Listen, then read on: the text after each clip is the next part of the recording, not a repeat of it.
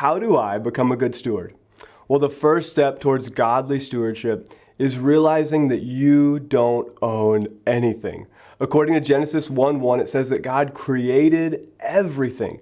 And then in verse 26, he created us as managers. Everything in your possession actually belongs to God. You came into this world with nothing, and you're going to leave the same way.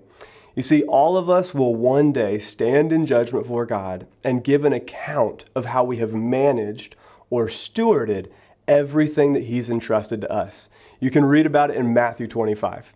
You see, if we live as if we're the owners, then several problems will arise in our life.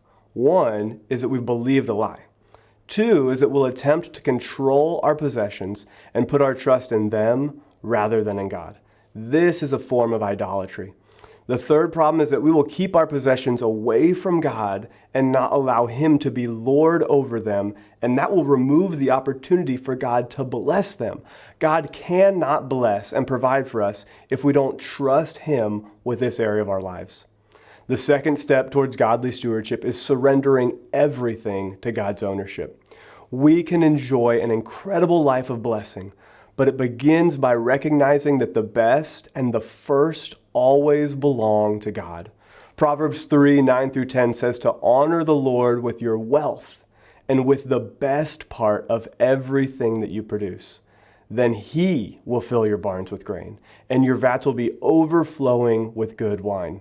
So let's take a look at the best and the first that we can offer and honor God with. The first place is in giving God the first of your time. This means your Sabbath, setting aside one day per week to rest.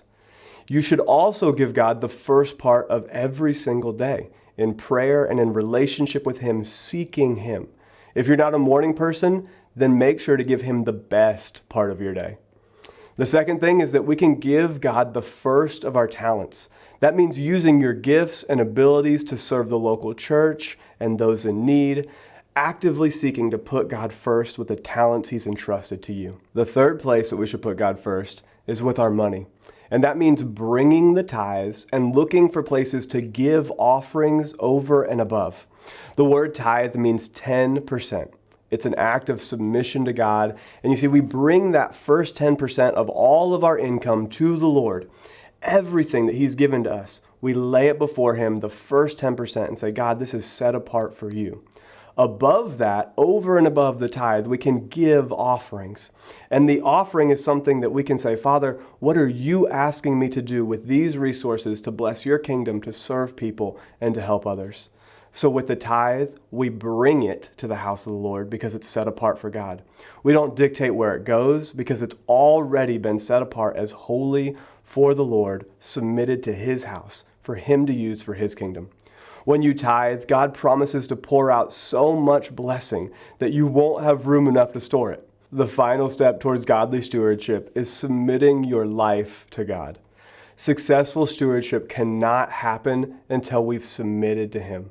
God wants to partner with you so that you can live a successful life. He has a purpose for you. Not only can you live with financial and personal blessing, but you can also know that you're fulfilling God's higher purpose for your life. Begin by surrendering to God and committing everything to him.